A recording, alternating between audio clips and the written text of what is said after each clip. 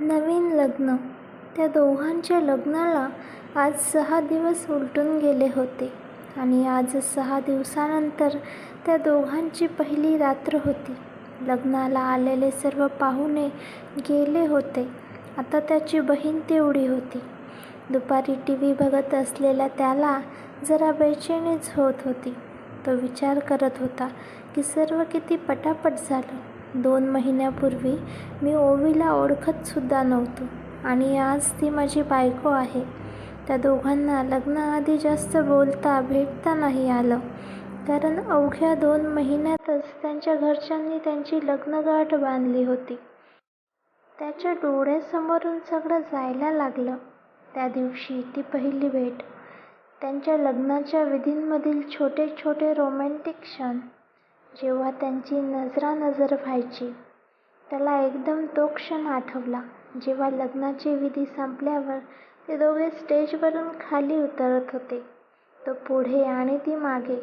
पायरीवरून पाय घसरून ती खाली पडणारच तोवर त्याने तिला पकडले. त्याचा एक हात तिच्या पाठीला सपोर्ट देत होता आणि एक तिच्या कमरेवर होता. त्यांची नजरानजर झाली होती. तिची त्वचा फारच मुलायम होती. तो वेळ होता जेव्हा त्याने तिला पहिल्यांदा स्पर्श केलं होतं.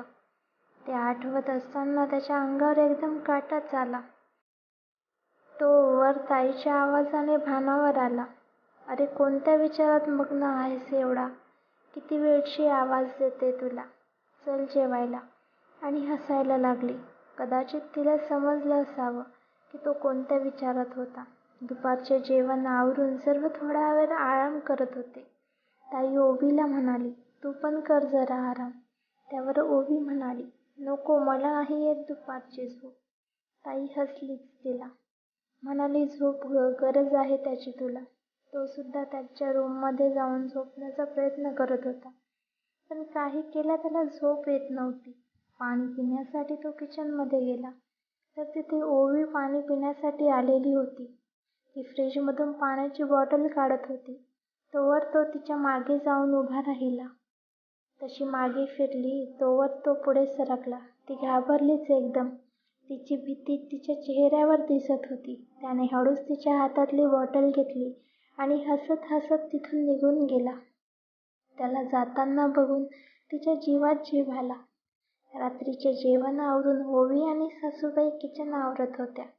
तो TV बघत बसला होता आणि ताई जेवण झाल्यापासून गायबच होत्या. थोड्याच वेळात त्यांची ताई ओवीला सोबत घेऊन गेली. ओवी बघून थक्कच झाली. ताईने पूर्ण रूम सजवली होती. ताई तिला म्हणाली, "जा, ही साडी घालून ये, मग मी तुला छान तयार करून देते." ताई ओवीला तयार करून रूममधून बाहेर येते आणि त्याला जायला सांगते. तो दरवाजा उघडतो.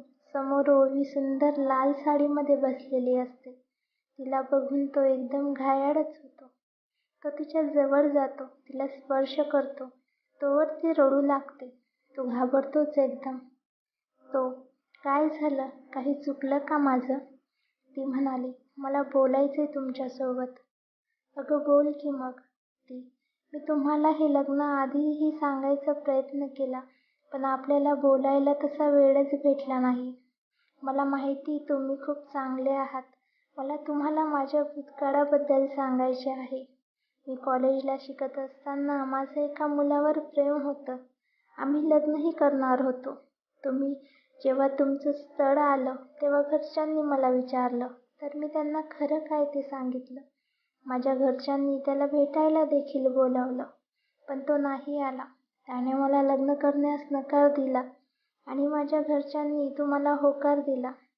तो, "म्हणजे हे लग्न तुझ्या मनाविरुद्ध झालं का?" ती, "नाही हो, मला आवडतात तुम्ही खूप. खूप काळजी घेतात तुम्ही माझी. फक्त ही गोष्ट तुमच्यापासून लपवल्यामुळे मला अपराध्यासारखं वाटत होतं." तो, "छे गं, तू लपवलंस कुठे? तू सांगायचा प्रयत्न केलास की. तुम्हाला नक्की काही प्रॉब्लेम नाही ना ह्या गोष्टीचा?" तो, "तू मोकळेपणाने सर्व खरं सांगितलंस, यातच तुझा खरेपणा दिसून येतो. आणि रडू नको बरं. तुझ्या सुंदर डोळ्यांमध्ये आसू नाही चांगले दिसत." त्याच्या या बोलण्याने ती लाजलीच एकदम. रात्र खूप झाली होती. तो तिला म्हणाला, खूप वेळ झाला आहे आणि तुला सकाळी लवकर उठायचे, सो आता झोपू आपण. आणि ते दोघे एकमेकांच्या कुशीत झोपी गेले. आजकाल नाती तुटायचं प्रमाण खूप वाढलं आहे. त्याला प्रमुख कारण आहे ते म्हणजे एकमेकांवरचा विश्वास. जिथे विश्वास घट्ट असेल ते नातं कधीच तुटू शकत नाही. तुम्हाला ही स्टोरी कशी वाटली नक्की सांगा आणि आवडली असेल तर चॅनलला सबस्क्राईब करायला विसरू नका. स्टोरी पूर्ण ऐकल्याबद्दल धन्यवाद. भेटूया एका नवीन स्टोरीसोबत. Thanks for watching.